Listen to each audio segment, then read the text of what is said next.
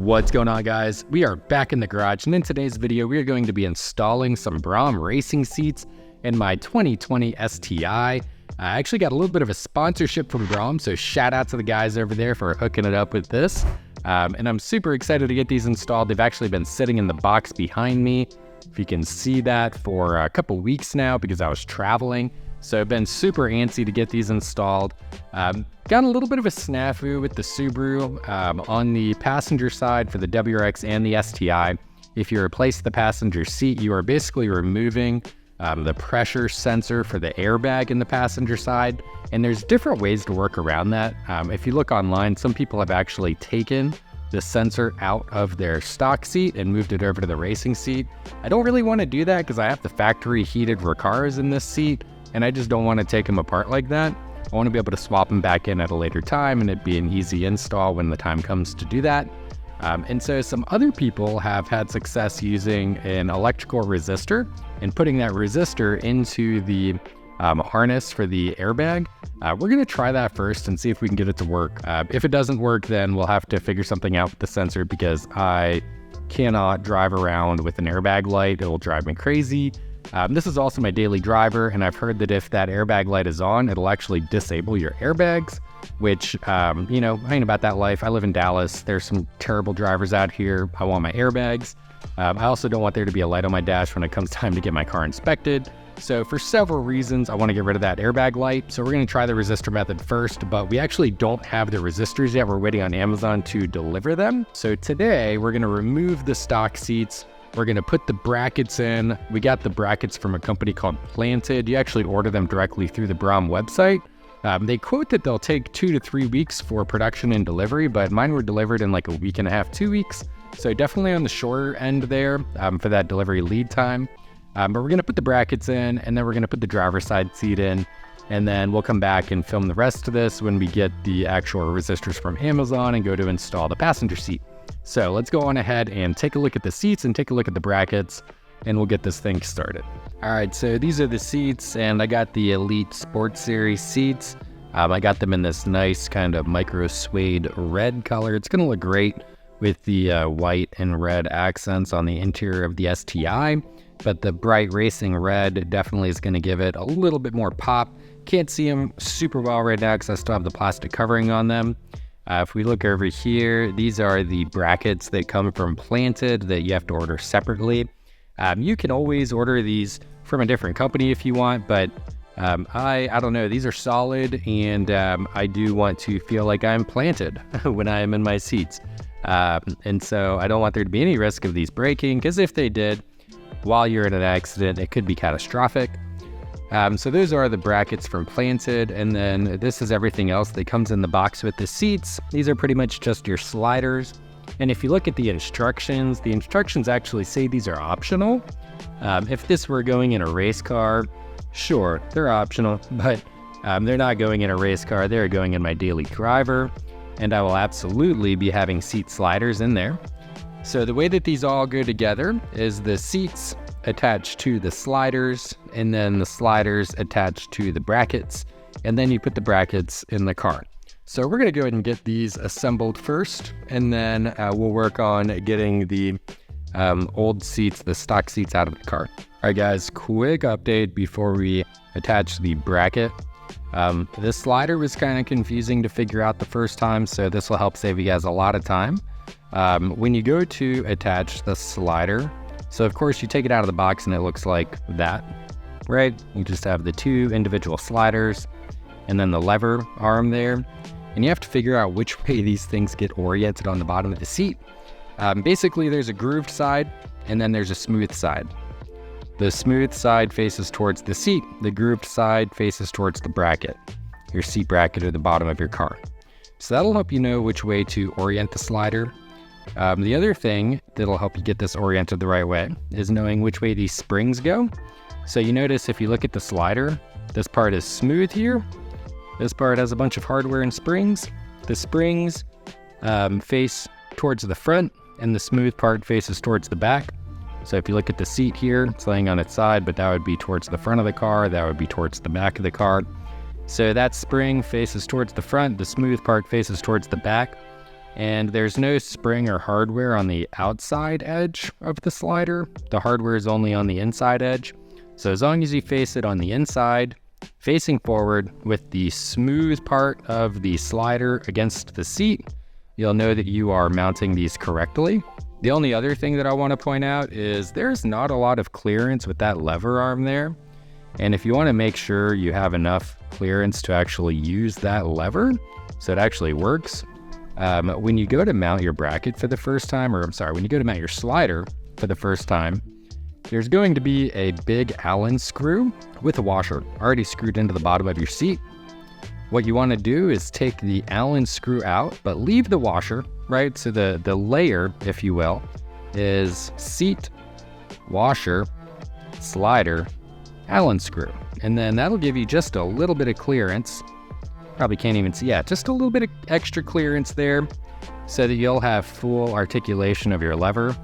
This might vary from seat to seat, but I found that when I tried to mount that washer on the inside of the slider, there's enough room in the slider, it worked, but then I didn't have enough clearance for lever arm. And the seats come with these spacers here, so I tried putting one of those spacers in, but they come with these spacers. There's 8 of them, so 4 for each seat, but I couldn't put the spacers in and use the stock Allen screws that they provide because the Allen screws aren't long enough. So that's how I knew the spacers didn't belong here, even though it'd give you a lot more clearance with the lever arm. So anyways, hope those tips help. We're gonna go on ahead and attach the bracket now, and I'll do another quick debrief before we remove the old seats and get these guys installed. We got the mounting bracket on the bottom of the driver's seat, and we're pretty much ready to install it. We just have to finish removing the factory driver's seat. The STI that I have has the heated seats, so you have to unplug those harnesses. Anytime you go in and you're starting to unplug harnesses in your car, trust me, always disconnect the negative battery terminal. You're gonna save yourself a lot of heartache if you can short something out. So we already disconnected the negative battery terminal. We got the car pretty much ready to go. So let me go ahead and show you guys what we're gonna do with the seat now and how we are going to take it out. It's already pretty much on its way out. There's 4 bolts on the bottom of the seat. They are 15 millimeter bolts, 1 on each corner. And once you loosen those bolts, the seat is pretty much going to just want to come right out. Only thing you have to do now is go in there, and you may not be able to see it, but there's a couple of little wiring harnesses under there that we need to undo. So we're gonna go ahead and do that and then remove the seat. Obviously I gotta get rid of the Recaro seatbelt protector, but these seats go really good with the red and the white and the red and black accents inside of my car. This is what they looked like before with the custom seat covers, and this is what they're gonna look like after. As you can see though, probably can see, I don't know if the cameras, yeah, you can tell like how much lower that seat is. It is so much lower to the ground. What's up guys? We are back in the garage, and it is day 2. I had to hang up the towel last night because it was getting too late and I had to work today. But a couple quick updates because I did get the driver's seat in, and there's some really important things that you guys need to know about this installation. One, if you get the planted seat brackets, you're going to need to use the spacers that come with the seats. I did not use the spacer, and you're pretty much sitting on the floor, and nothing I do will get me into a comfortable seating position in that car. In fact, I'm actually going to go to Home Depot. They sell metal spacers that are a lot taller than the ones that come in the kit, and I'm going to get one that's like probably like 2.5 inches, and also get some longer nuts or bolts to be able to use those longer spacers. So just keep that in mind. I tried it without the spacers because with the factory STI seats, I actually usually put them all the way on the lowest setting because I have kind of a long torso, and even at that lowest setting, it's like just right. So I was thinking like with these, it would probably be good without any spacers. Not the case, definitely need the spacers. The other thing is the airbag light. So the STI seats have airbags in the bolsters, and if you just take the seat out without doing anything with the wiring harness for the airbags, you're going to get an airbag error light. If you get that error light, it's actually going to disable your entire airbag system. And so the way around that is by plugging a 3.3 ohm resistor into the electrical pins in the wiring harness. It's actually really easy to do. just want to make sure your negative battery terminal is disconnected while you're doing anything with the airbag system or electrical system in your car. But disconnect the terminal, take the seat out, unplug all the harnesses, plug the resistor into the wiring harness, tape it up with electrical tape, and then reconnect your battery, and that airbag light should be gone. Really important because, like I said, if your airbag light is on, your airbags will not function. So depending on if that's a good thing or a bad thing for you, I want my airbags to work. It's going to be a little bit more complicated with the passenger seat because there is the pressure sensitive occupancy sensor in the actual bottom of the seat. And I don't know if there's going to be a way around that without just taking that out of my factory seat and rigging it up in the new Braum seat. So we'll see how that goes. But that's what we're going to work on today. We'll give you guys an update after we get back from Home Depot with the bigger spacers. And I'll also link the resistor kit that I got off of Amazon in the description so that you guys can just add that to your cart. It was $10, came with more than enough resistors I'm probably ever going to need in my lifetime for not being an electrician. But it'll get you guys going where you need to go so that you can get rid of that airbag light. I got the passenger seat out and I just want to show you real quick. This is the airbag harness. And in this harness, the two middle pins are the pins that you're going to be plugging your resistor into. So let me just show you real quick what this looks like. There it is. That is in. All right, they just go into the two middle pins. I'm gonna test it out real quick, see if the airbag light pops up on the dashboard, and it probably will because of the occupancy pressure sensor. But either way, this is what you have to do to avoid the light. That's step number one. Step number two is the occupancy pressure sensor. But let's just try this out real quick.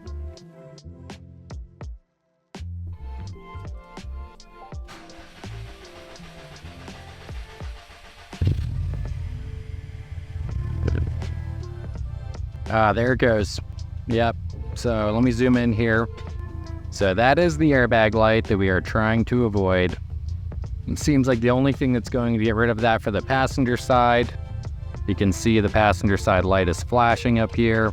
So we are back from Home Depot. We got all the hardware that we need to finish up this install. A couple things that I got. So we got these 3/8" diameter by 1" long spacers. And if you see the difference, this is the original setup, right, with the original spacer that the Braum seats come with. And then this is the new spacer. So it's like 3 times the size of the original spacer. And then we also, because we have a longer spacer, we needed a longer hardware for the bolt. So we got these screws here, which are M8 by 1.25, 45 millimeter long socket cap screws. And these are just the same Allen screws that came in the kit, and the thread, pitch, and diameter are the same as well. Just a quick tip, guys. So this is what you need if you want to use the original lock nuts that Braum sent you. If you just bring this bolt with you, it's really easy to just thread it onto some of the screws while you're shopping and find the one that fits. I will say these are the longest screws and the longest spacers that they had in stock, and they didn't have like a place for any other ones, so I don't think you're going to find any longer spacers or screws in Home Depot at least, but this should be enough to make a difference. Somebody on my car club team, they actually stacked these, but if I do that, I tried it out, you don't really have hardly enough thread left for the bolt to bite onto, so I'll probably just leave it like this, and honestly I think that's going to be good enough. The other hardware that I got is just for the factory seat belts, and so this is the bolt that's used to hold the factory seat belt onto the factory seat, right, or the factory seatbelt clip, and this nut actually screws onto a bolt that is on the factory seat. The other thing that I got is some new hardware to use the factory seatbelt clips, and so I'm not putting like a race seatbelt in yet, and with this is the nut that was used to hold the factory seats on. You can see it's a wide flange nut. I got these nice thick washers and these nice stainless steel nuts and bolts to use to mount these onto the planted seat brackets.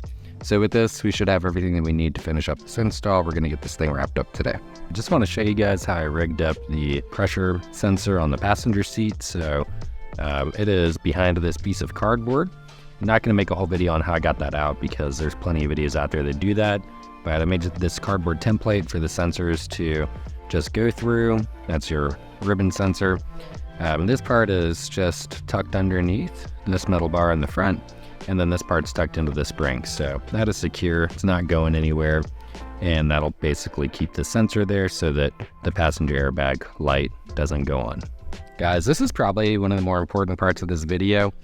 Getting this bracket mounted to the sliders is a royal pain in the butt. The reason why is because when you mount the sliders to the bottom of the seat, if you don't use any spacers, you cannot get this Allen wrench into the slider. This slider's maxed out. It needs to come out like another inch, right? And then like there would be room to get a wrench in there. But because we have to go between the seat and the slider, there's just not enough clearance in there unless we do this modification. So because we got these extra wide spacers from Home Depot, we had the factory spacers that came in the kit that we're able to use. And I put those spacers between the slider and the seat. I used the bolts that came in the kit as well. So I used the longer bolts here that came in the kit. We're not going to be using the shorter bolts now. We don't need, but we used the longer bolts in the kit here. And then of course I showed you guys the hardware that I bought with my newer spacer. So we used the longer hardware there. And now there is just enough room to get a wrench in there and clear it. I'm gonna take the driver's side seat out and completely redo it just like this. It's just so much cleaner, so much easier to work with, and in my opinion, kind of a crucial part of this setup because I wasted so much time fighting with this, trying to get a wrench in there. And they might make like low profile Allen wrenches, but still, like what a pain in the butt. I don't want to have to buy a specialty Allen wrench for, you know, one thing here. So anyways, guys, just wanted to share that with you. Kind of a critical part of the slider bracket spacer setup. All right, guys, another quick update. We got the seatbelt on. Check out the hardware. Came out really nice. Those are 1/2-inch bolts and nuts with big old washers. So that is on there nice and secure. You got the seatbelt wiring harness. Got it zip tied here, zip tied here. So if we zoom out a little bit, we've got a nice clean routing of the seatbelt wire. We've got the airbag pressure sensor stuck on the bottom here with a VHT double-sided tape. That ain't going anywhere, but when I want to take it off, I'll be able to peel that off the back there and it'll come off nice and clean, but you know, it ain't going anywhere. And I did double check to make sure there's not going to be issues with it clearing the seat bracket when we slide the seat up and down, so that's in good shape. Got this wiring harness down here, which we're going to get figured out once we get the seat in the car. So let's go on ahead and get this puppy mounted up and see how we're doing with airbag lights. All right, boys, moment of truth. Let's see how these airbag lights look.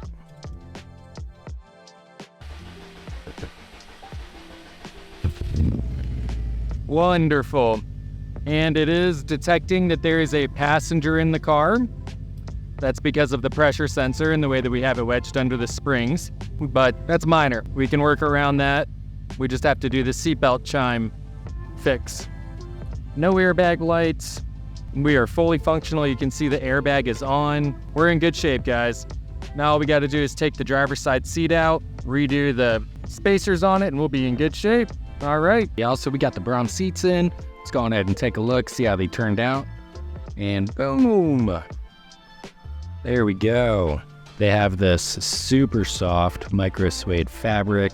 Love how it feels when I sit in it. I'll be honest, these bolsters are a little bit narrow for my liking, but not much I can do about that now.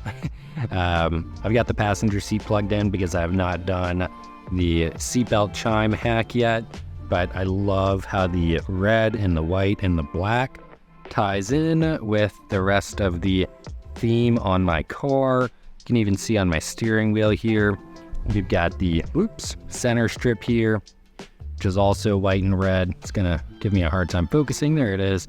Carbon fiber steering wheel, white and red center stripe. Got the likewise shifter with the anodized red reverse lockout. Still rocking the Luxus mats. And yeah, y'all, Could not be happier with this install. So guys, we got the Braum seats installed. This was video 2, getting prepped for SubieFest and SubieFest Texas, coming right up here in a couple weeks. We're probably gonna have one more video that we're gonna put out beforehand, and that video is going to have the wrap. So stay tuned for that, guys. The wave is on its way out, and we are on our way in with GT Jesse custom wrap from the ground up V2. And that'll be the final piece of prep that we do before SubieFest, with the exception of maybe a couple of body panel type things, but we'll see how that goes. So anyways, guys, hope you enjoyed the video. If you do, give it a thumbs up. If you have any questions, feel free to drop them in the comments below. But until next time, we'll talk to you later, and goodbye.